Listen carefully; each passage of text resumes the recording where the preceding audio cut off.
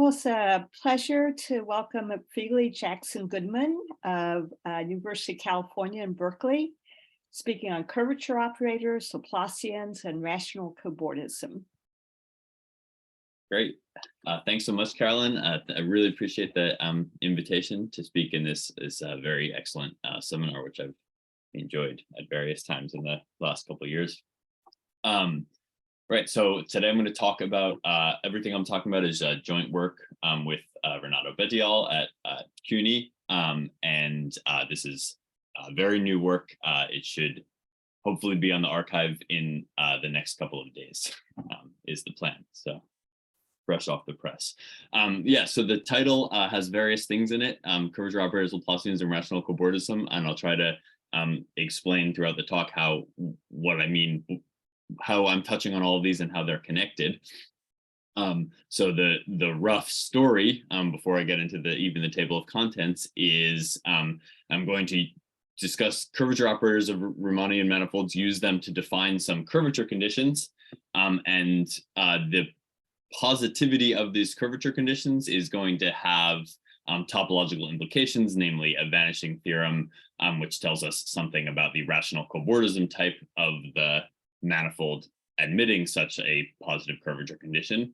And so that's the first and the last term. And then in the middle, the word Laplacian stuck in there refers to the method, which is going to be sort of a general machine for proving positivity of Bochner type terms for Laplacians on different geometric bundles. And I think that the machine, both the results and the machine are of interest. And so I'll hope to touch on both of them. Okay, so yeah, so this is the general outline. I want to define some curvature condition that's going to involve the eigenvalues of the curvature operator of a Riemannian manifold, and then give a topological implication of that curvature condition being positive. And then the machinery is for proving such a thing is going to come from these Bochner formulae, which are interesting in and of their own right. Then I'll focus on a particular case, which right now is just sort of ambiguously called P equals 1. And then finally, if there's time, some further topological implications of these curvature conditions as relates to the so-called Witten genus. Okay, so let's start by defining some curvature conditions.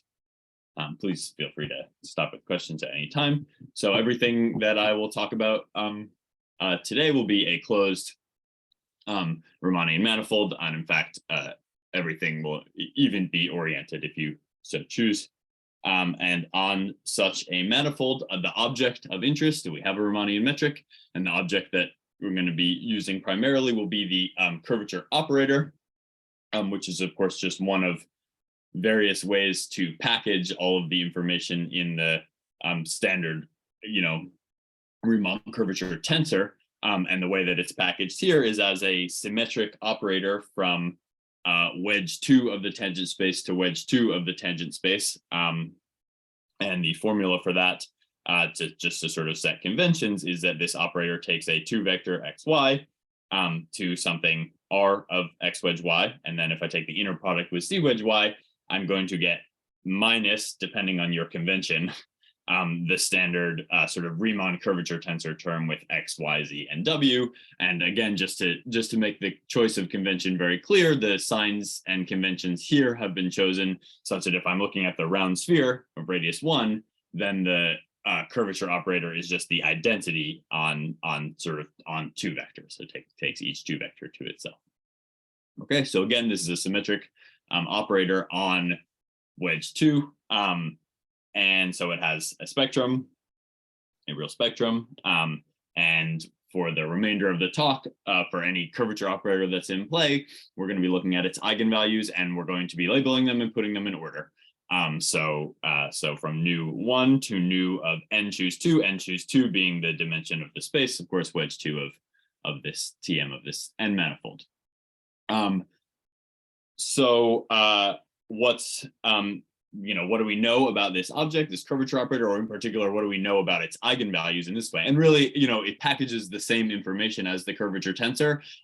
What is interesting about looking at it this way is really that the eigenvalues of this as a symmetric operator So if I sum all of them and double that, I get the scalar curvature back, because this then just turns out again to be a trace over all possible planes. So sort of we're going to be interested in this talk in sums of these eigenvalues, and so we can kind of look from one extreme to the other. If I add them all up, I get something related to scalar curvature. And then sort of at the other extreme, a famous result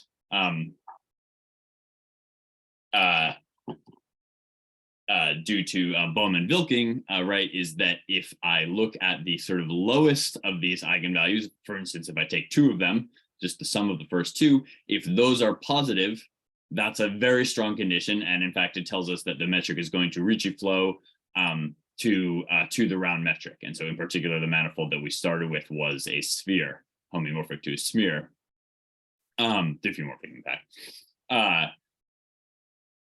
So we can sort of think, okay, if we line up the eigenvalues of the curvature operator in order like this and ask, one of the questions that we can ask is, how many do I need to add up to get a positive number? And it could be that you don't ever get a positive number. If adding all of them gives you a positive number, that's telling you that you have positive scalar curvature. So that's sort of the weakest condition. If already you have a positive number by the time you've added two of them, that's a very strong condition that in fact tells you that you're a metric on the sphere. And so we'll be interested to some extent in conditions which are in between this, and I'll refer to some various work about that, recent work, and sort of related things. Okay, so to describe that type of arrangement of data, again, so let me just define some terms. So these are our eigenvalues again. So we want to define a term. Oh, I've written the R and the R in the wrong order here. So let's just switch the little r and the big R. So this sigma is going to be some sort of sum involving the curvature operator capital R, and then some number which is between 1 and the dimension of this space, and choose 2. And this is going to be a sort of continuous sum of eigenvalues. So the idea is for whatever this number R is, I'm going to add up the first eigenvalue through the floor of R eigenvalue, so the integer part of R, and then the next eigenvalue, which is the floor of R plus 1, I'm going to add multiplied by sort of the remainder, what's left over, the fractional part of R. So of course, if R is an integer or a natural number, then this is just the sum of the lowest R eigenvalues. So this is sort of a continuous version of the sum of the R smallest eigenvalues, right? So remember that by assumption, these eigenvalues are in order. And then in terms of terminology, most familiar when R is a natural number, but it sort of works in general. If this quantity is positive, this is what it means for the operator R to be R positive. So that means the sum of the lowest R eigenvalues, or in this case, sort of a continuous version of the lowest R eigenvalues, is positive, non-negative if it's greater than or equal to 0. And of course, you could also do negative and non-positive. Another way to phrase this, right? So for instance, if I say maybe that the first the sum of the first three eigenvalues is positive, that means the sum of any three eigenvalues is positive, or alternatively, the trace over any three-dimensional subspace will also be positive. So various different ways of saying this. So throughout the talk, if I refer to R positive, or if I refer to this term sigma, this is what I mean. And then just to sort of be tricky, but this will show up in various places. Of course, I can also look at, okay, what happens if I put a negative sign in front of the operator, the curvature operator R here? So then I'm just flipping the order of the eigenvalues. So the smallest ones will be the biggest ones, the biggest one will become the smallest ones, which means the sum that I'm going to get is, well, it's the sum of the smallest eigenvalues of negative R, which is negative the sum of the largest eigenvalues of R. So of course, if I put a sort of negative sign inside the operator, that's going to flip the order of everything. Okay, so this sort of terminology, sigma R, is just some sort of sum of the lowest eigenvalues. And these types of sums are going to be the main ingredient of the curvature condition, which I'm now going to define. All right, so this curvature condition is not going to be beautiful. in its equations. And I'm not going to expect you to immediately internalize exactly how it works. I'll hopefully describe in various examples. So to start with, we need to define several numbers. So these are all just real numbers. The first two are just rational functions of two quantities, n and p. N is going to be the dimension of the manifold. P, I'll specify what the meaning of that is momentarily. You can think of it, it's just going to be a positive integer for now. And then mu is going to be the maximum Ricci curvature at some point. So all of this is done pointwise, right? So curvature operator at a point on your manifold. So mu, if you want, you can say it's the largest eigenvalue of Ricci as a symmetric operator, or the largest value of Ricci on the unit sphere, if you want to think of it as a quadratic form. Okay, so these are right now, these are just three numbers, one of which is geometric, two of which are just arbitrary. And I'm going to use them to define these curvature conditions, which here they are. So there's going to be a different curvature condition for each positive integer p.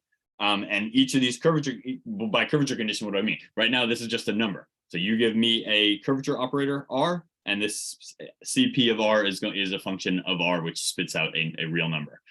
So the first one, C1, is going to be the minimum of some number times one of these sums, the sum of the R1 lowest eigenvalues of the curvature operator, where R1 is defined by this equation, we don't need to worry about right now. So take either that number or scalar over 8, whichever, meaning the scalar curvature over 8, whichever is smaller, add to it the scalar curvature of 8 over 8 again, and then subtract from it this mu, which is the maximum Ricci curvature. So let me define the other curvature conditions and then sort of come back with some comments. So then that's C1. So P equals 1 is sort of going to be a special case, as we'll see. And then for P larger than 1, we have an even worse formula, which I won't go into as much detail, but the idea is it involves various sums of small eigenvalues of the curvature operator over here, a similar term, scalar over 8, and then this final term. Sorry, is there a question? I have a small question. So here the maximum is taken over the manifold then? No, sorry. Yeah, I should specify. This is all just at a single point. So okay. CPR is a number at a point. So in the end, this is going to give us a function on the manifold. Okay. Thank you for the question. Thank you for clarifying. Yeah, all of this is pointwise. Right. So then this last term, this is one of these terms that has a negative r in there. So this is going to be a term which is minus a sum of the largest eigenvalues. So sort of we have a sum of the smallest eigenvalues minus a sum of the largest eigenvalues. So you can start to think that this all has a little bit of a pinching flavor to it almost. And then another scalar over 8. Yeah. So at each point, this gives us a number, which means that on a manifold, these will be functions on the manifold. Yeah. So a completely pointwise computation. Okay, so as I said, these are complicated, and I'm not expecting anyone to internalize them. So let me summarize a little bit. That CPR, each of these is a linear combination of eigenvalues of R at the end of the day, right? Because all of these sigmas are just simply sums of eigenvalues with some possible coefficient. Then we're multiplying by things. Scalar curvature, as we saw, is also a sum of the eigenvalues of the curvature operator. The only thing that's not involving eigenvalues of the curvature operator is mu, which is involving eigenvalue of Ricci curvature instead, in the case p equals 1.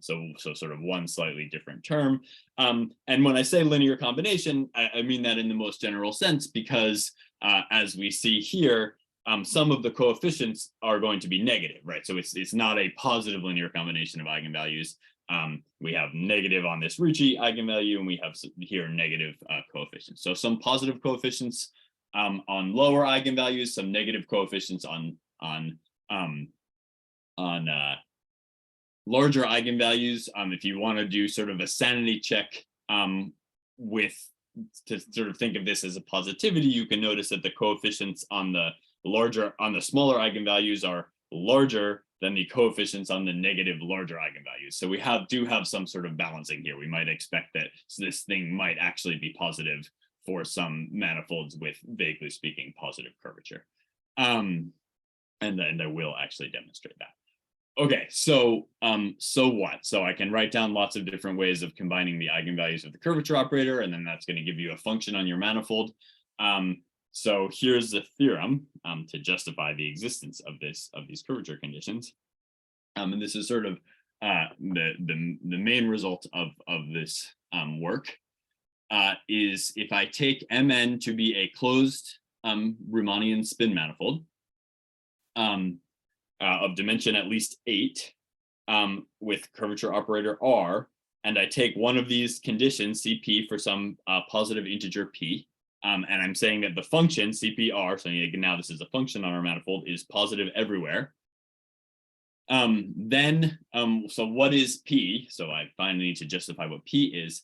I'm going to let E be a parallel subbundle of the Pth tensor product of the tangent bundle. So what does this mean? E is a parallel bundle of P tensors.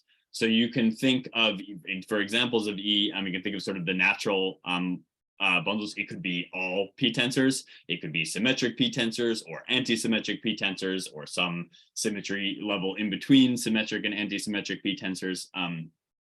So all of those sort of natural parallel bundles.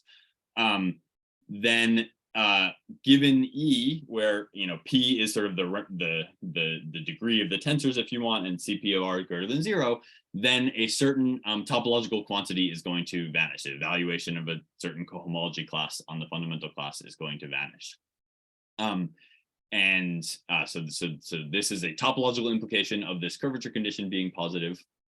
And what that quantity is it's the a hat class of the manifold multiplied by the Chern class of the complexification of whatever this bundle is.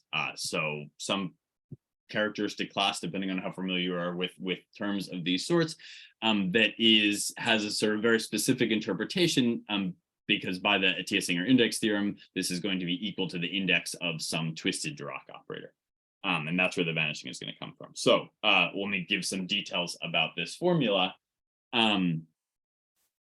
So I say usually here, in the case that this parallel bundle P is one of these sort of a natural tensor bundle, you can think all the tensors or symmetric tensors or something like that, then this term is, this sort of abstractly defined term, is going to be a linear combination of Pontryagin numbers, a rational linear combination of Pontryagin numbers. So those are Pontryagin numbers, invariants of the smooth invariants, or even Cobordism invariants of the manifold. And this is saying that if this curvature condition Cp is positive, then this combination of Pontryagin numbers will vanish. So this is analogous also, in the symbols, but clear, to if we just had a hat here, then we would be talking about Lichnerovich's theorem, right? Which says that if we have positive scalar curvature, then the a hat genus, which is exactly this term, if I didn't have the extra Chern character formula, would vanish. So then that's also some linear combination of Pontryagin numbers. So this is analogous to that. A different, more complicated curvature condition tells me that a different linear combination of Pontryagin numbers will vanish. As I mentioned, this is not just sort of some arbitrary a characteristic number. This is exactly set up to be the index of a certain Dirac operator, and that's also how the proof will work, analogous to Lichnerovich's theorem. So we form what's called a twisted Dirac operator with this bundle E of P tensors, and somehow we're going to use the curvature condition to show that Dirac operator doesn't have any kernel, and therefore its index must vanish. And then Atiyah-Singer tells us that this evaluation of a cohomology class is exactly the index of that manifold. So this is both sort of practically, what is this thing? It's Pontryagin numbers. Interpretation, what is it? It's this index of a Dirac operator. Okay, and then I just want to make a comment, sort of a little bit of a plug for some of the details that I'm not going to go into in the machine that we sort of develop, which is that this is a very general condition. These curvature conditions are general, and they sort of therefore attack, as I said, any parallel bundle of P tensors. So there's lots of different of those bundles. If you do have a specific one in mind, say, for instance, you're interested in anti-symmetric P tensors, then the machine that we develop can give you a weaker necessary condition for this thing to vanish, right? So CP is maybe a little too strong in that case because it covers all p-tensor bundles. If you have a specific one, you can use a machine to sort of develop something that's easier to make positive, a weaker necessary condition in terms of positivity. So that's nice. You know, you give me a bundle, I can adjust the condition a little bit to sort of make your life easier, or I can just take this general condition which covers all p-tensors. Okay, so that's the theorem. And sort of the goal will be today will hopefully be to highlight how that works. But again, I hope some of my comments have made it clear that this is the sort of main result, but there's a larger machine here which is sort of capable of producing other results as well. This is maybe the most impactful one or the simplest to state one. So let me then spend a little time describing how this machine works. But before I do so, are there any questions so far on what I said? Excellent. Okay, so the machine, this is the part of the title that mentioned Laplacians. The machine is based on examining Laplacians, and in particular examining sort of Bochner type formulas relating Laplacians to curvature conditions. And we want to do so in great generality, right? So the idea of the theorem that I just showed you is that it can work for various different bundles, right? So you give me sort of any parallel subbundle of p-tensors, and I can say something about it. So the sort of natural machinery that's going to help us to do that is going to be something somewhat representation theoretic. Right, so all of different p-tensors bundles all correspond to sort of natural p-tensor bundles, all correspond to different representations of SON or spin n. So our jumping off point is actually going to be representations. So here's the sort of machine involved. So start with any unitary representation of SON or of spin n into unitary transformations of some vector space V.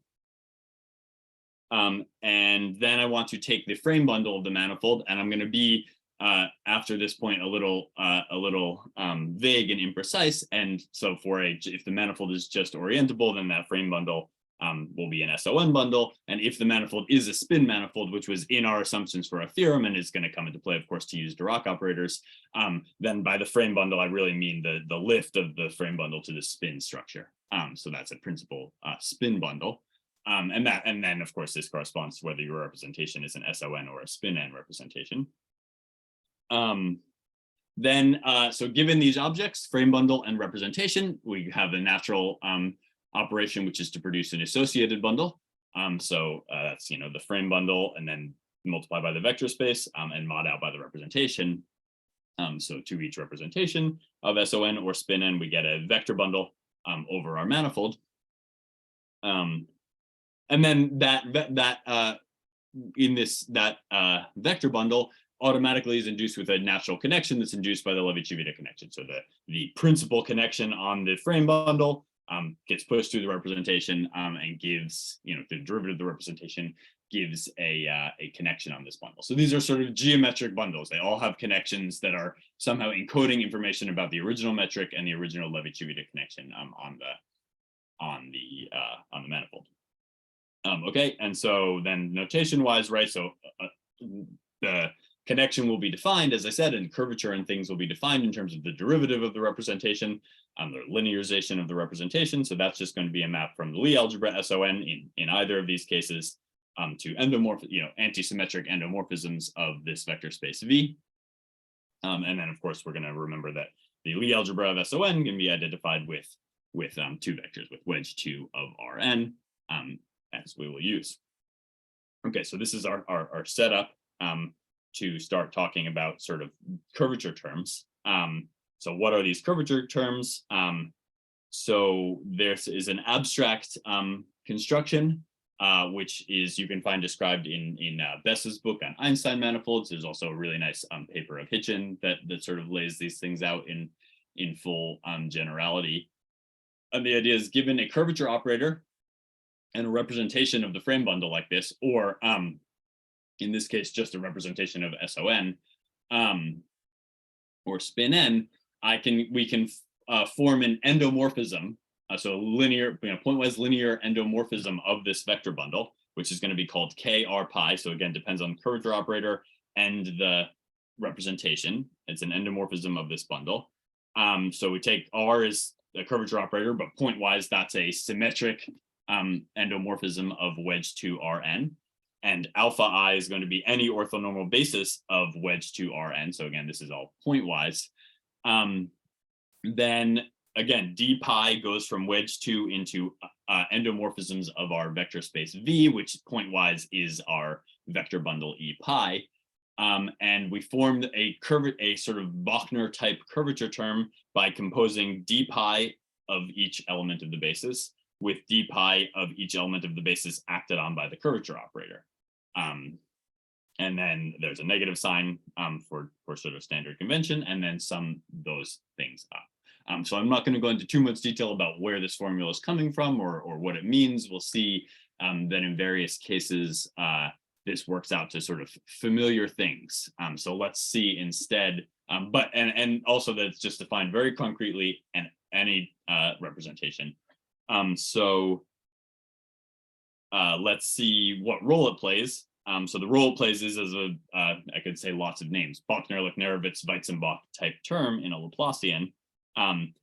So the usual order of logic for these types of formulas, right, is we have some naturally defined Laplacian, and we find that we can relate it to what's called the rough Laplacian or connection Laplacian, which is a non-negative definite operator, and then get a curvature term left over. So usually you start with your Laplacian and you derive this formula and figure out what the curvature term is. From this sort of abstract perspective, we're actually going to define a Laplacian as the rough Laplacian, so just the connection times its formal adjoint, plus T is a little slightly mysterious, just number, allows you to actually define different Laplacians, so sort of actually a family, one parameter family, times this curvature term. So again, this kr pi, it's an endomorphism, so it's not a differential operator, it's a zero order linear operator that really just depends on the curvature of the manifold at each point and translated through whatever this representation is. So then this gives you your Laplacian, and the significance or the argument for this abstract method is that this formula, which now works for any representation pi, so you can think of this, for instance, as working on any tensor bundle over your manifold, reproduces, if we choose the right value of t for this parameter, this reproduces lots of familiar Laplacians, like the Haas Laplacian on forms, or the Lichnerowitz Laplacian on symmetric tensors, the spinor Laplacian. So let's take a look at that. So that's a super quick tour of the abstract machine. So what is it actually producing? So here's examples, right? So examples of bundles that we can get as associated bundles to the frame bundle. Of course, we can get the tangent bundle if we just take pi to be the defining representation, the identity from SON to SON, then we just get the tangent bundle. If we take, wedge p of that representation, we get the bundle wedge p. If we take sim p of that representation, we get the bundle sim p. And then, of course, for spin n, we have the two sort of fundamental spinor representations. I didn't say this before, but implicit in the theorem not being trivial is that we're interested in even dimensional manifolds, in which case this splits. If it's not an even dimensional manifold, we just have the single representation S. So these are all representations naturally associated to the frame bundle or spin bundle. And so then for each one, of course, we can form this Laplacian using the abstract construction, and you can pick different values of t. And in doing so, we recover some familiar Laplacians. So depending on the value of t on tangent Tm, I'm going to apologize now for playing a little fast and loose so I don't make the notation too bad with vector bundles and their duals. Again, we have a metric fixed throughout, so you can go back and forth between everything and its dual as much as you want. So thinking of the tangent bundle, thinking of either vector fields or one forms, and picking sort of this number t accordingly, you can get the Hodge-Laplacian on one forms or the Lichnerowicz-Laplacian on vector fields, thought of as symmetric one tensors.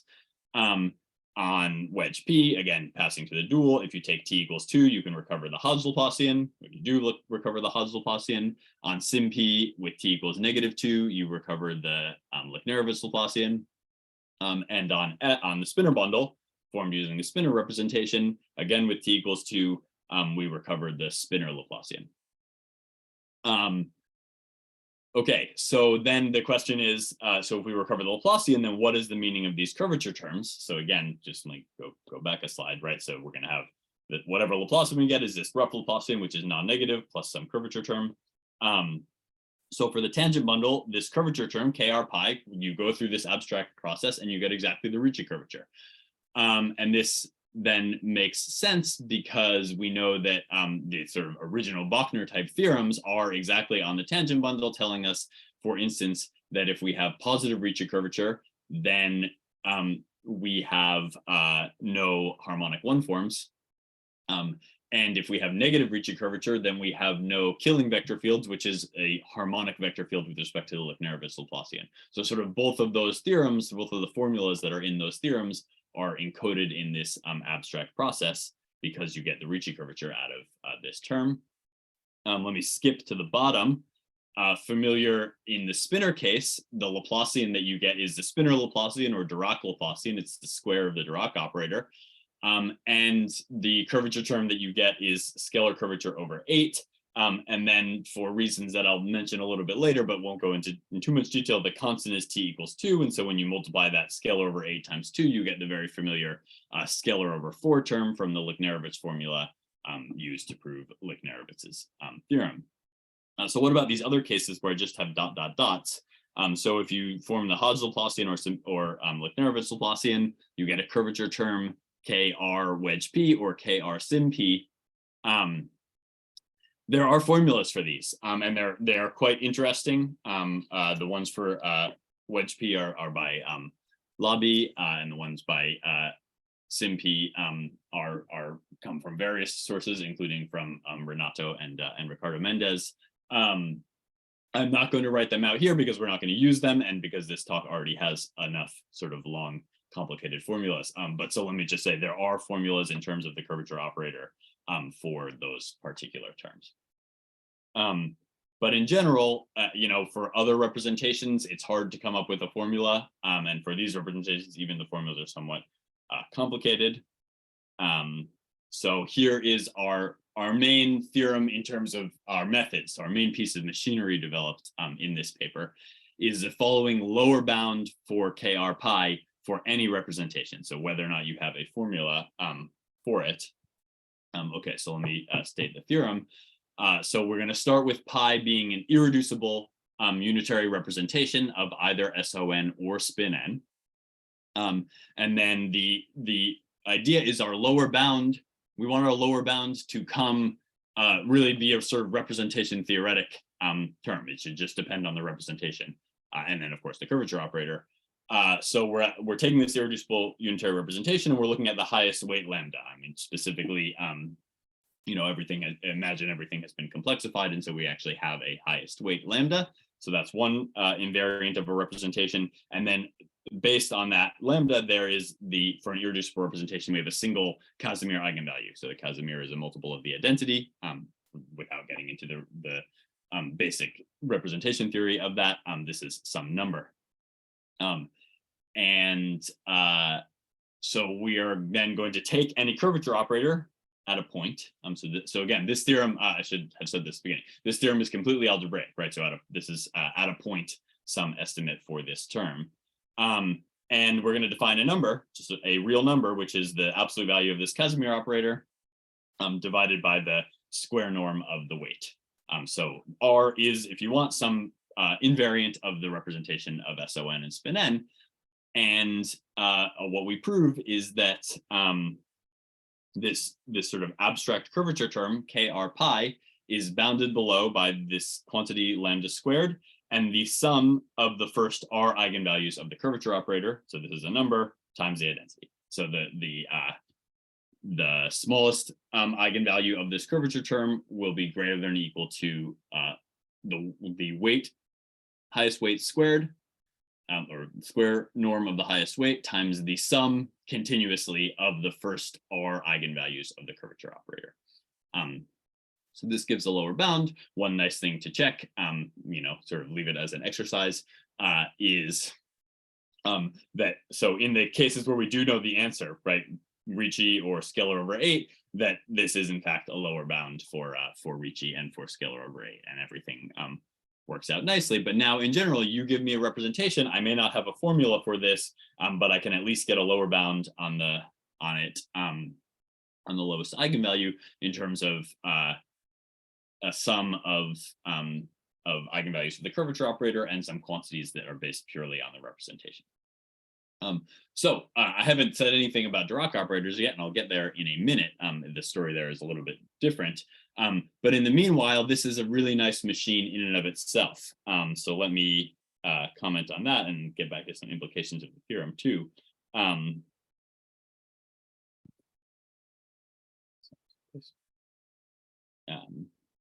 Okay, yeah, so some comments about this. The first is that this whole sort of idea of using eigenvalues of the curvature operator to get a lower bound for these terms kr pi. This is all inspired by the recent 2021 paper of Peterson and Wink, which gets exactly this estimate in the case of certain representations. So the main one they look at is wedge p, and I'll cite the theorem that they get out of that in a moment.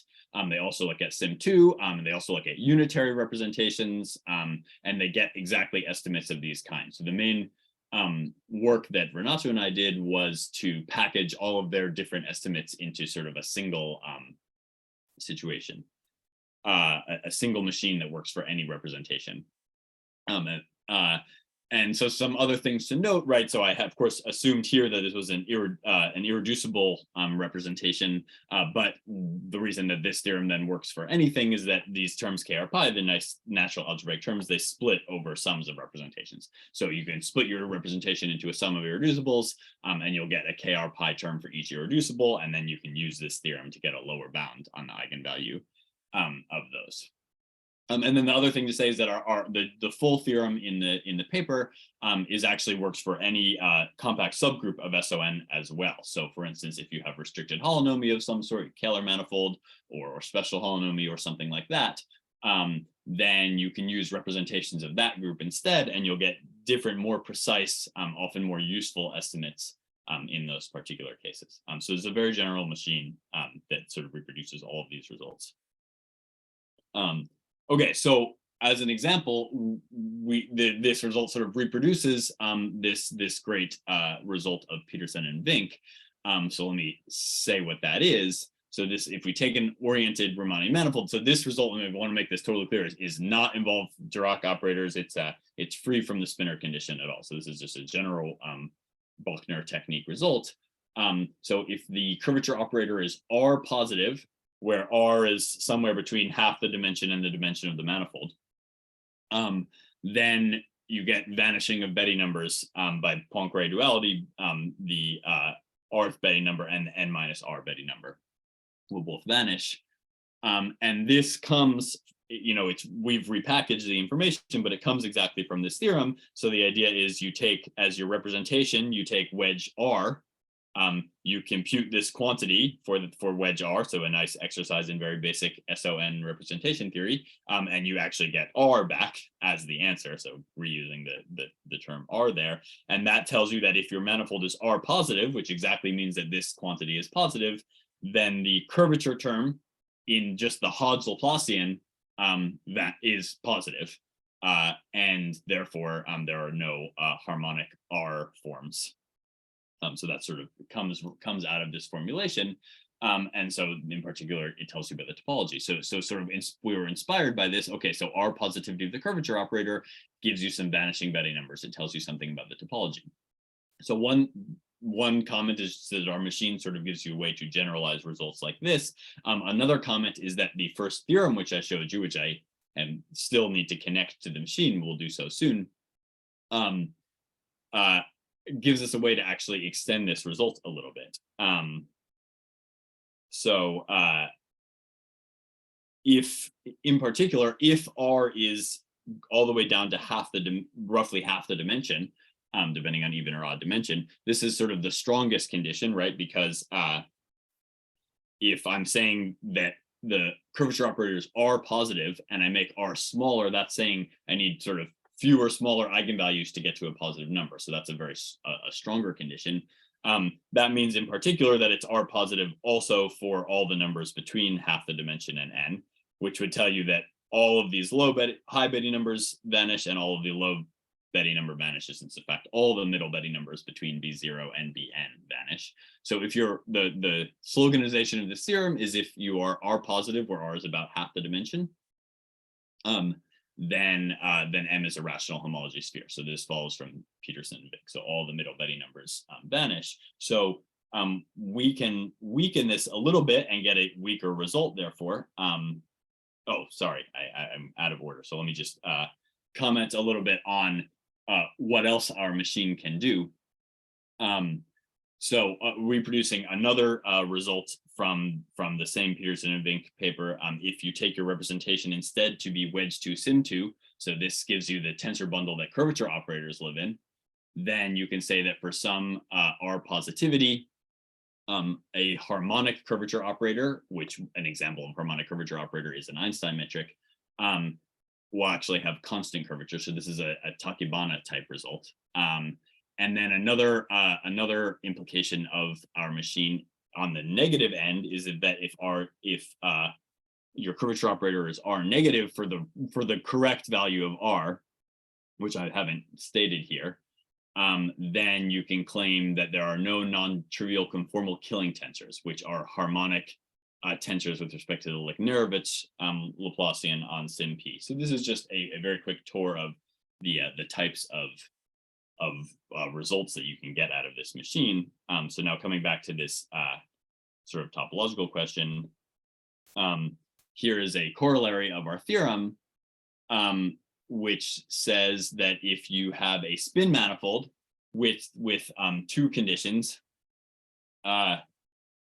one is that it's R positive, and another that scalar over 8 minus Ricci, so this was sort of the last part of our curvature condition, is greater than or equal to 0, then for the correct value of R, which we can see here, the manifold is 4K dimensional, R is a little bit bigger than half the dimension in both of these cases, then we can conclude that M is in fact rationally no cobordant. So let me compare again. Peterson and Wink, if R is about half the dimension, your curvature operator is half the dimension positive, then you get a rational homology sphere. Here we can weaken that to a little bit more than half the dimension, add another condition, but one which I could argue is somewhat easy to satisfy, and find instead that the manifold is rationally no cobordant. So the technique of proof is combining, so if we weaken R, then not quite all of the Betty number vanishes. There are a few which are non-zero, which means there could be some non-trivial Pontryagin classes, but most of non-trivial Pontryagin numbers, but most of the Pontryagin classes and therefore Pontryagin numbers vanish. So we have a few non-trivial Pontryagin numbers left, and we combine that with our theorem, which tells us that some linear combination of Pontryagin numbers, in particular the one involving the tangent bundle, vanishes, to then say all the Pontryagin numbers vanish, and therefore the manifold is rationally no cobordant by the sort of standard theorems in basic Cobordism theory. Okay, so what's the connection to Dirac operators? Where do they come into this story? If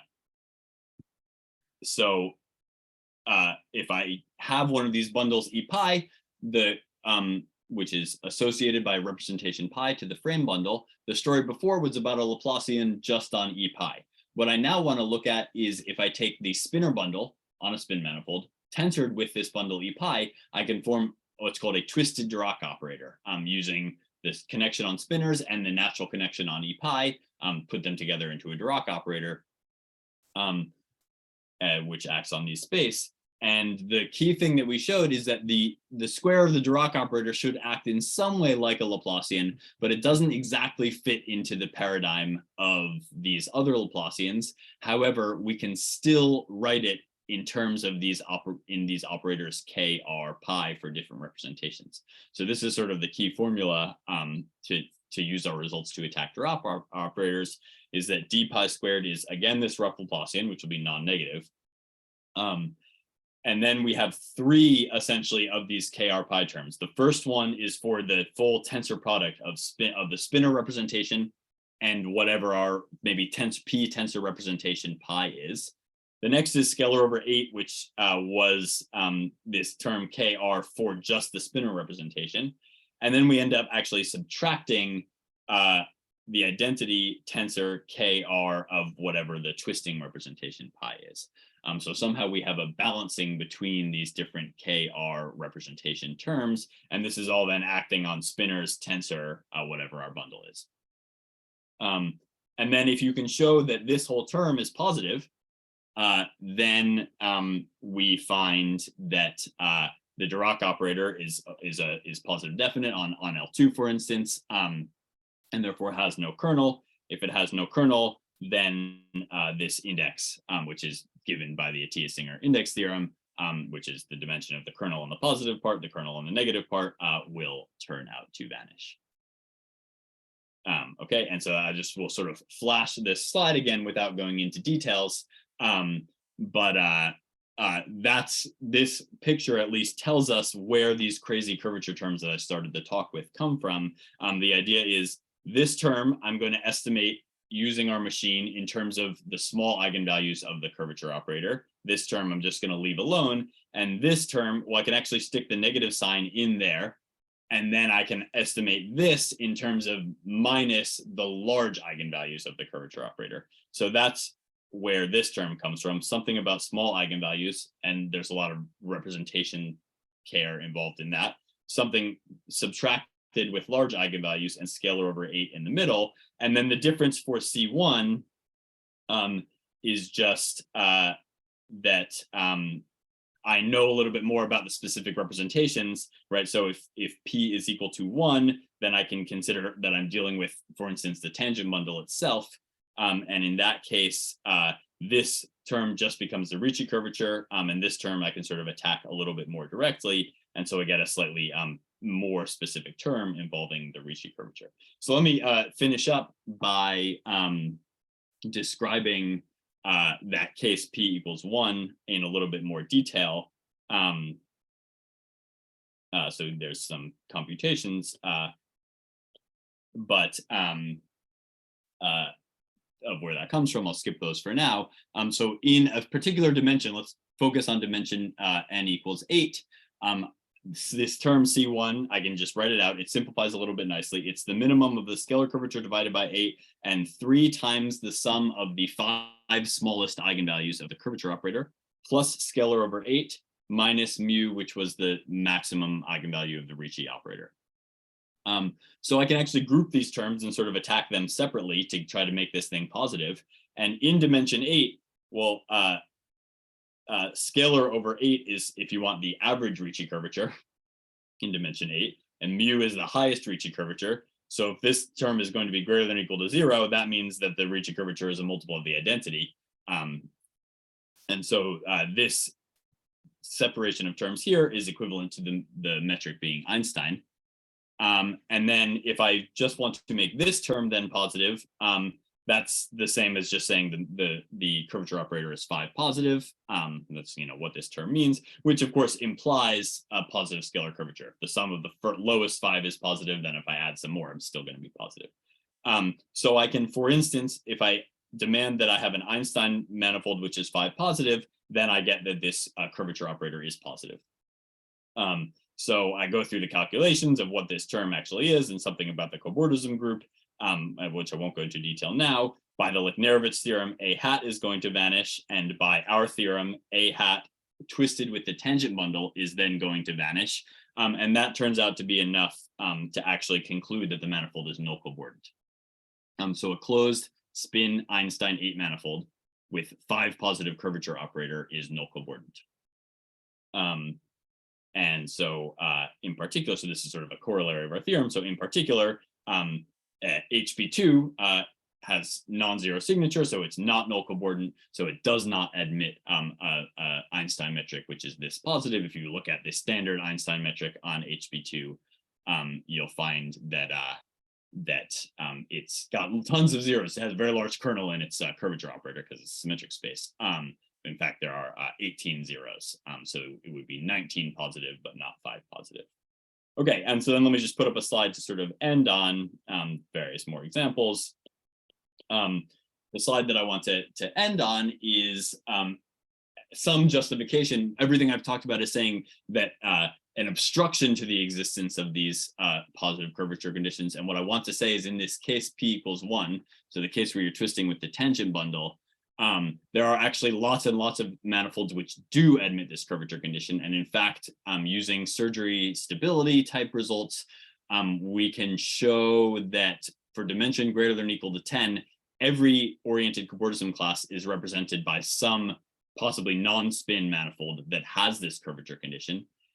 And among spin manifolds, if the obstruction is non-zero, then of course they cannot admit this curvature condition. But if the obstruction is 0, then they are at least cobordant, rationally cobordant, so up to a multiple, to some manifold which admits this curvature condition. So for C1, in terms of rational Cobordism classes, the curvature conditions that we give, the obstructions that we give, are sort of an if and only if for a class to be represented rationally by a manifold with this curvature condition. So that's kind of a nice note that these are sort of relevant in some way from a Cobordism perspective. Okay, but I will stop there. Thank you very much for your attention. Thank you for a really fascinating talk. Are there questions? Yes, can I have a question, please? Sure. Did you get some results on Sasakian manifolds, for example, or p-Sasakian manifolds? Because Sasakian, they are Einstein manifolds. Yeah, so the index theory part is only in even dimensions, right? So we're using the standard Dirac operator splitter, so not okay. Anything about Sasakian. However, being vague, let me say that any nice geometric structure like a Sasakian structure is going to give very interesting, more specific estimates. Just going back to these Bochner formulas to this theorem, right? So if you can reduce the structure group, or even in other ways introduce a geometric structure, you can get more specific estimates on all of these Laplacians, all of these Bochner terms and Laplacians. So yeah, there's actually lots of interesting stuff, some of which will be in future work, hopefully, on looking at this stuff in the presence of geometric structures. Okay, and one more question, please. For example, do you have some examples where the equality case is realized in this inequality? That's very interesting. I don't have anything. Oh, sorry. You mean this inequality here? Yes. Yes, these are sharp, for instance, for the round sphere. So if you take the curvature operator to be the identity, that's exactly the sharp case, and in many cases, that's the only sharp case. Yeah. So if you take the curvature operator, so this is another thing to say. If you take R equals the identity, this operator kr pi up to a sign is actually exactly the Casimir operator of the representation.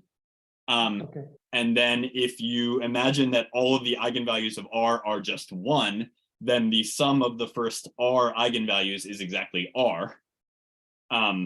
So going back to the definition, oh no, it's right there, the definition, right? So then you'll have R times lambda squared, which exactly gives you the Casimir operator up to a sign back. So yeah, so this inequality is sharp for R equals the identity. But this is not if and only if. Depending on the representation, it can be an if and only if. It is often an if and only if. Okay. Depends a little bit, yeah. Thank you.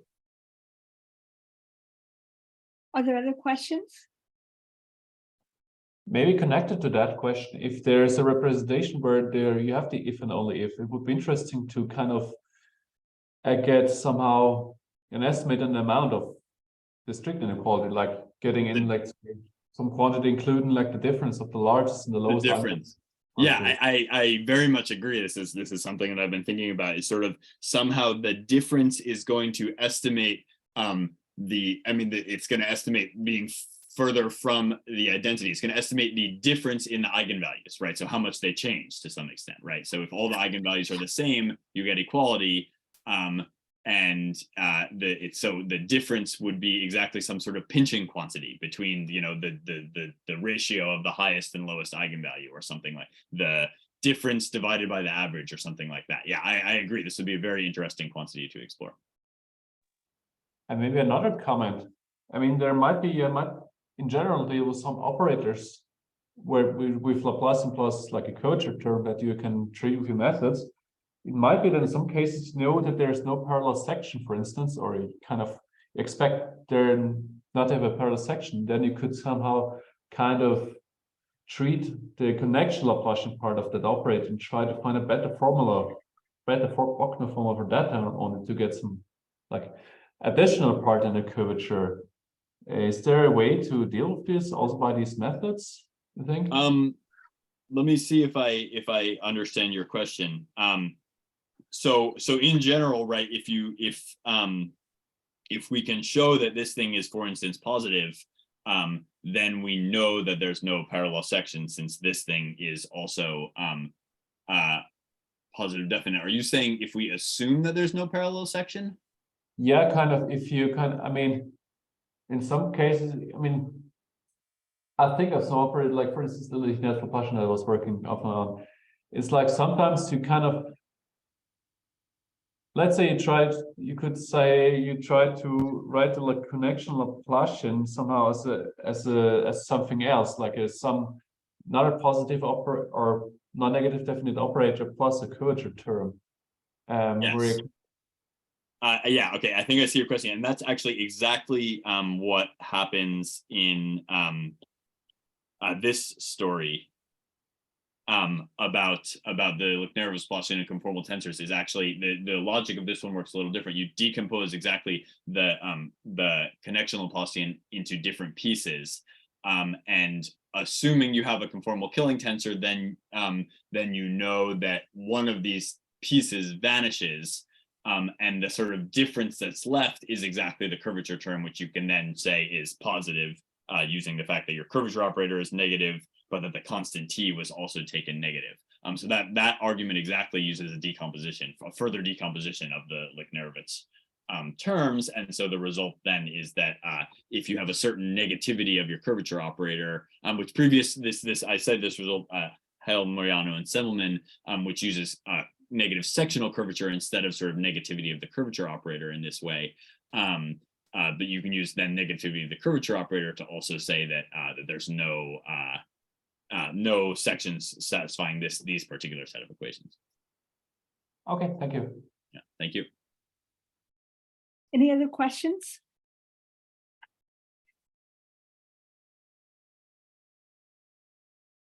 If not, let's thank the speaker again.